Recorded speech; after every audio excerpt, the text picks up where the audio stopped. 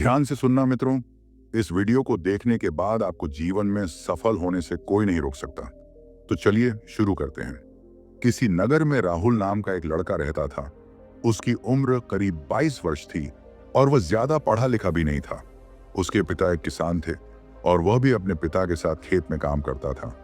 वह बहुत साधारण सा लड़का था। जब भी उसके सामने कोई नया व्यक्ति आ जाता तो वह उससे बात तक नहीं कर पाता था। यहाँ तक कि जिन्हें वह जानता था, पहचानता था, उनसे भी बात करने में उसे बहुत झिझक था। वह उनसे भी ठीक से बात नहीं कर पाता था। राहुल किसी उद्देश्य के बिना दिन भर इधर उधर घूमता रहता था।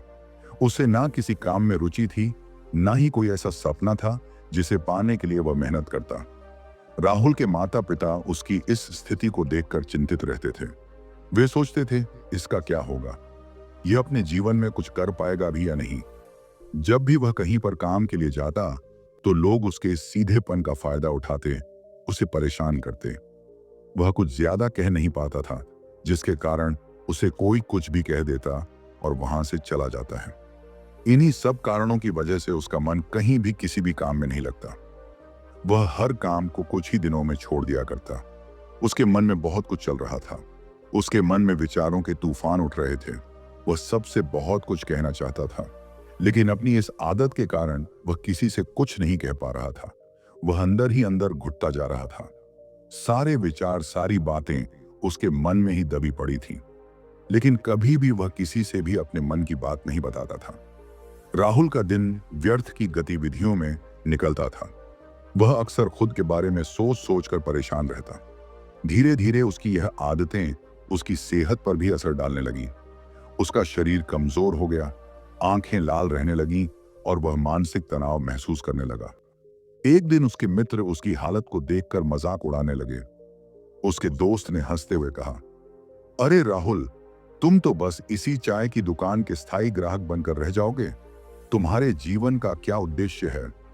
यह सुनकर राहुल को बुरा तो लगा, लेकिन उसने अपने दोस्तों के तानों को भी गंभीरता से नहीं लिया। वह लड़का बहुत ही होशियार था, लेकिन पता नहीं क्या हो गया था। वह अपने जीवन का मकसद भूल चुका था और एक अजीब सा पागलों जैसे जीवन बिता रहा था।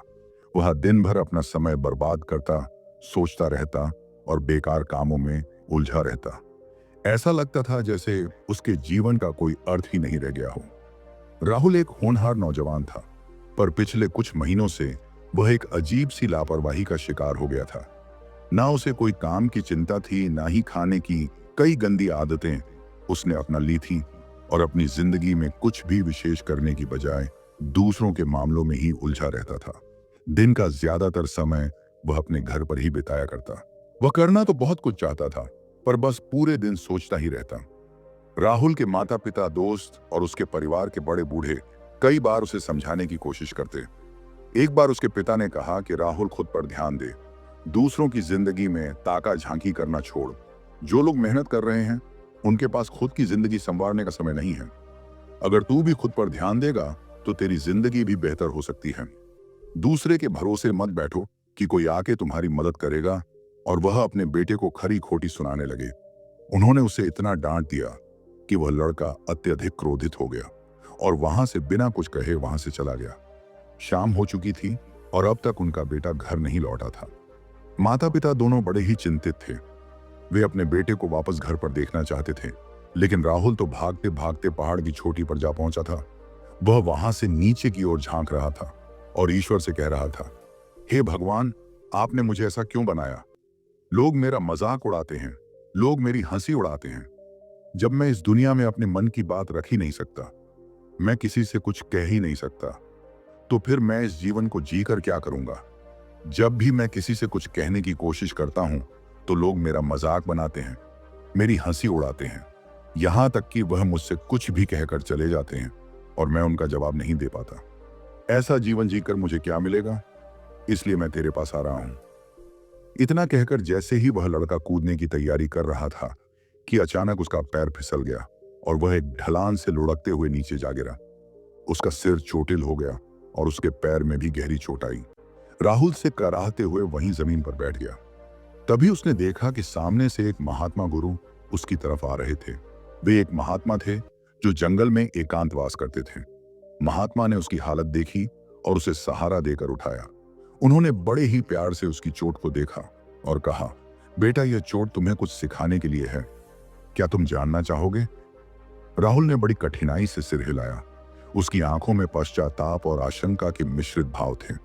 महात्मा ने मुस्कुराते हुए उसे वहां पास के एक पेड़ के नीचे बैठाया और बोले, तुम्हारी जिंदगी में क्या चल रहा है, यह समझने के लिए मैं तुम्हारी हालत देखकर ही बहुत कुछ समझ सकता हूं। लेकिन मैं चाहता हूं कि तुम खुद बताओ, क्या तुम सच में अपने जीवन से खुश हो? राहुल ने अपना सिर झुका लिया और तभी वह महात्मा उस लड़के से कहते हैं, बेटा क्या बात है, आखिर तुम यहां पर क्या कर रहे हो और तुम अपने इस जीवन को क्यों समाप्त करना चाहते हो? यह अनमोल जीवन बहुत कम लोगों को नसीब होता है और तुम्हें यह जीवन व्यर्थ लगता है।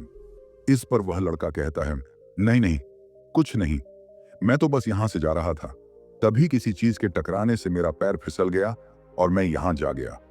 तभी वह महात्मा उस लड़के से कहते हैं, बेटा मैं जानता हूं कि तुम यहां पर क्या करने आए थे, तुम मुझसे कुछ नहीं छुपा सकते, लेकिन मैं चाहता हूं कि तुम अपनी समस्या मुझसे खुद बताओ, तभी मैं उसका समाधान तुम्हें बता पाऊंगा। यदि तुम चाहते हो कि कोई तुम्हारी मदद करे तो उसके लिए पहले तुम्हें ही आगे बढ़ना होगा। यदि तुम चाहते हो कि मैं तुम्हारी समस्या का समाधान करूं तो तुम्हें मुझे अपनी समस्या बतानी होगी, वरना मैं कुछ नहीं कर सकूंगा। उन महात्मा की यह बात सुनकर वह लड़का अपने दिल की बात कहने लगा।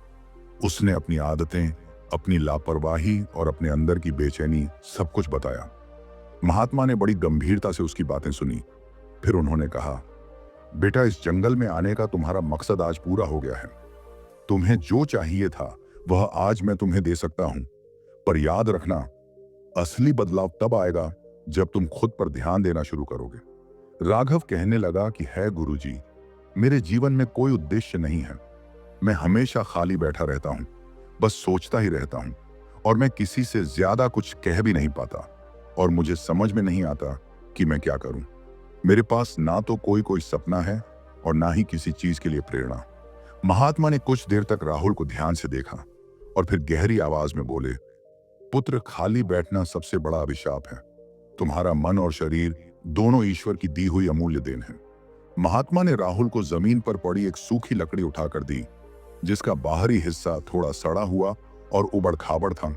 लकड़ी पर धूल और गंदगी जमी थी और उसकी छाल झड़ रही थी। महात्मा ने लकड़ी को राहुल के हाथ में रखते हुए कहा, देखो बेटा, ये लकड़ी यूं ही जंगल में पड़ी रही तो इसे ना कोई काम आएगा, ना इसे कोई महत्व देगा। इसका इस्तेमाल करने वाला कोई नहीं होगा, क्योंकि यह अभी किसी के काम की नहीं है। राहुल ने हैरानी से उस लकड़ी को देखा, जो बिल्कुल साधारण और फालतू लग रही थी। उसने सोचा कि आखिर महात्मा उसे यह लकड़ी क्यों दिखा रहे हैं और इसका उसकी जिंदगी से क्या संबंध हो सकता है। महात्मा ने उसकी उलझन को समझते हुए आगे कहा, अगर इस लकड़ी को तराशा जाए तो इसे नुकीला और मजबूत बनाया जा सकता है। अगर इसे सही तरीके से गढ़ा जाए तो यह तीर बन सकती है जिसे शिकार किया जा सकता है, या इसे एक ऐसा औजार बनाया जा सकता है जो लोगों के काम आए। महात्मा ने उस लकड़ी के टुकड़े पर अपनी उंगलियों से घुमाते हुए समझाया, यह लकड़ी अभी सिर्फ जंगल का एक टुकड़ा है। इसे देखकर कोई भी इसे फेंक सकता है, क्योंकि यह बेमतलब, बेकार और बिना किसी आकार की है। लेकिन जब इसे कोई कारीगर अपने हाथों से तराश होता है तो ये एक नई पहचान पाती है। इसके उबड़ खाबड़ किनारों को काटकर उसे नुकीला और सटीक आकार देने के बाद यह किसी भी चीज को चीरने या काटने में सक्षम हो जाती है। तब यह केवल एक बेकार लकड़ी का टुकड़ा नहीं रह जाती, बल्कि एक उपयोगी औजार बन जाती है जिसे लोग महत्व से लेते हैं। राघव इस बात को ध्यान से सुन रहा था और अब उसे धीरे धीरे समझ में आने लगा कि महात्मा उसकी जिंदगी की तुलना इस लकड़ी से क्यों कर रहे थे। महात्मा ने देखा कि राहुल के चेहरे पर अब गंभीरता के भाव आ रहे हैं। फिर उन्होंने अपनी बात को और गहराई से समझाने के लिए कहा, ठीक इसी तरह तुम्हारी जिंदगी भी इस पेड़ लकड़ी की तरह है। तुम में काबिलियत है, तुम्हारे पास बुद्धि है, तुम मजबूत हो, लेकिन सिर्फ बाहरी तौर पर तुम्हारा जीवन अधूरा और असा हुआ है। तुम खुद पर ध्यान नहीं देते, ना ही अपने समय और सामर्थ्य को सही दिशा में लगाते हो। इसीलिए जैसे यह लकड़ी बेकार पड़ी थी, वैसे ही तुम्हारी जिंदगी भी बेमकसद हो गई है। महात्मा की बातों का असर अजीत पर गहरा पड़ने लगा। उसे महसूस हुआ कि जैसे यह लकड़ी बिना आकार के सिर्फ एक जंगल का हिस्सा बनी रहती है, वैसे ही उसकी जिंदगी भी बिना किसी दिशा के बह रही थी। महात्मा ने कहा, यदि तुम इन्हें व्यर्थ में बर्बाद करोगे तो यह जीवन भी बर्बाद हो जाएगा। मैं तुम्हें सफलता के 10 नियम बताता हूं। यदि तुम इन्हें अपनाओ गत तो तुम्हारा जीवन बदल सकता है। राहुल ने अपना सिर झुकाया और महात्मा की बातों को ध्यान से सुनने के लिए तैयार हो गया। पहला नियम, एक सपनों को लक्ष्य में बदलो। महात्मा ने कहा, हर व्यक्ति के मन में कुछ सपना होता है, परंतु केवल सपने देखना ही पर्याप्त नहीं है। जो अपने सपनों को लक्ष्य में बदलते हैं वही सफलता प्राप्त करते हैं। सबसे पहले यह तय करो कि तुम्हें अपने जीवन में क्या पाना है। यदि तुम यह नहीं जानोगे तो तुम्हारा जीवन बिना दिशा के एक भटके हुए जहाज की तरह होगा। यह सुनकर राहुल ने सोचा कि उसने अपने जीवन में कभी कोई लक्ष्य निर्धारित नहीं किया था। उसका मन पहली बार अपने जीवन की दिशा के बारे में सोचने पर मजबूर हुआ। दूसरा नियम, समय का सही उपयोग करो। महात्मा ने आगे कहा, भनते संसार में समय सबसे मूल्यवान चीज है। यदि तुम समय को बर्बाद करते हो तो यह कभी लौटकर नहीं आता। जो व्यक्ति समय की कदर नहीं करता उसे जीवन में सफलता नहीं मिलती।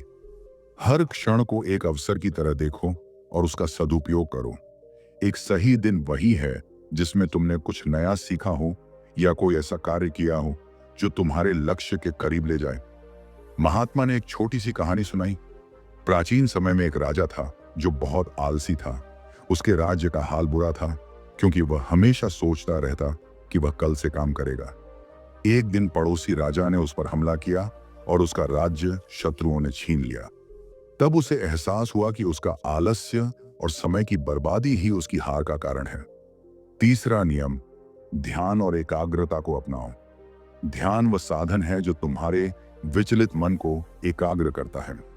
यदि तुम प्रतिदिन ध्यान करोगे तो तुम्हारा मन शांत होगा और तुम्हारी एकाग्रता बढ़ेगी। महात्मा ने एक बोधक घटना सुनाई। किसी समय एक युवा साधक अपने ध्यान में बहुत परेशानी महसूस करता था। उसका मन भटकता था और उसे कभी शांति नहीं मिलती थी। फिर उसके गुरु ने उसे पेड़ की जड़ों को देखने का निर्देश दिया। साधक ने देखा कि जड़ें जमीन में गहराई तक फैली हैं और मजबूत हैं। गुरु ने कहा, जैसे जड़ें पेड़ को स्थिर बनाती हैं वैसे ही ध्यान तुम्हारे मन को स्थिर करेगा। तब से साधक का जीवन बदल गया। चौथा नियम, छोटी छोटी आदत विकसित करो। महात्मा ने राहुल को बताया, हर बड़ा परिवर्तन छोटी छोटी आदतों से शुरू होता है। तुम हर दिन एक नई सकारात्मक आदत अपनाने की कोशिश करो, जैसे सुबह जल्दी उठना, पढ़ाई करना या व्यायाम करना। लगातार छोटे छोटे सुधार तुम्हें महान उपलब्धियों तक ले जाएंगे। राघव को याद आया कि वह कभी अनुशासन में नहीं रहा था। उसने सोचा कि अगर वह अपनी आदतें सुधारना शुरू कर दे तो शायद उसका जीवन भी बेहतर हो सकता है। पांचवा नियम, स्वास्थ्य का ध्यान रखो। महात्मा ने गंभीरता से कहा, एक स्वस्थ शरीर में ही स्वस्थ मन का निवास होता है। यदि तुम अपने शरीर का ध्यान नहीं रखोगे तो तुम्हें सफलता प्राप्त करने में कठिनाई होगी। तुम व्यायाम करो, पौष्टिक आहार लो और अपनी दिनचर्या में संतुलन बनाए रखो। स्वास्थ्य ही सबसे बड़ी पूंजी है। राहुल ने यह सुनकर सोचा कि वह कितना कमजोर हो गया था। उसने फैसला किया कि वह अपने शरीर को मजबूत बनाने के लिए हर दिन व्यायाम करेगा। नियम नंबर 6, सकारात्मक सोच रखो। महात्मा ने कहा, यदि तुम अपने जीवन में सकारात्मक सोच अपनाओगे तो तुम्हें हर स्थिति में अच्छा देखने की आदत हो जाएगी। तुम अपने विचारों को नियंत्रित करो क्योंकि वही तुम्हारे कार्यों को प्रभावित करते हैं। नकारात्मक सोच सिर्फ बाधाएं खड़ी करती हैं। महात्मा ने एक प्रेरणादायक कथा सुनाई। बहुत समय पहले एक गांव में एक युवा लड़का था जिसका नाम राजू था। राजू बहुत साहसी और मेहनती था, लेकिन उसे जीवन में बहुत बार असफलता मिली। एक बार उसने अपने गांव के बाहर एक बड़ा बाग लगाया।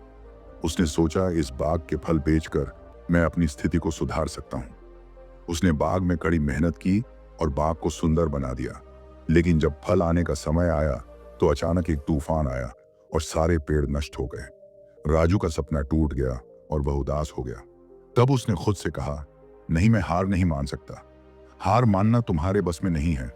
उठो और दोबारा प्रयास करो। याद रखो, जो असफल होने के बाद भी खड़ा होता है वही असली योद्धा होता है। रूपक ने अपने मन की बात मानी और दोबारा मेहनत शुरू की। इस बार उसने न केवल बाग को फिर से हरा भरा बनाया, बल्कि उसके फल भी बहुत अच्छे हुए। उसकी मेहनत ने उसे सफलता दिलाई। गिरने के बाद उठना ही असली हिम्मत है। इस जीवन में कुछ भी आसान नहीं है, पर यदि तुम मेहनत करोगे तो तुम्हें सफलता जरूर मिलेगी। 7वां नियम, आत्म अनुशासन का पालन करो। आत्म अनुशासन के बिना तुम किसी भी लक्ष्य को प्राप्त नहीं कर सकते। महात्मा ने कहा, खुद को अनुशासित करना सीखो। यह जानो कि कब क्या करना है और कब क्या नहीं करना। अपने समय और ऊर्जा का सही दिशा में उपयोग करो। 8वां नियम, विफलताओं से सीखो। जीवन में असफलता ही तुम्हारा सबसे बड़ा शिक्षक है। तुम असफलताओं को अपने अनुभव की तरह देखो और उनसे सीखो। महात्मा ने आगे कहा, 9वां नियम, हर दिन कुछ नया सीखो।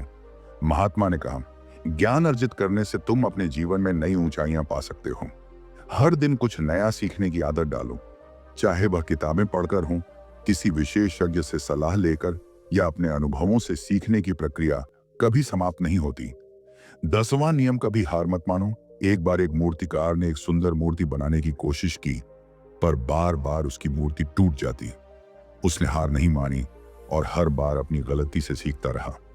आखिरकार 3 महीने की कड़ी मेहनत के बाद उसने एक उत्कृष्ट मूर्ति तैयार की, जिसने उसे प्रसिद्ध बना दिया।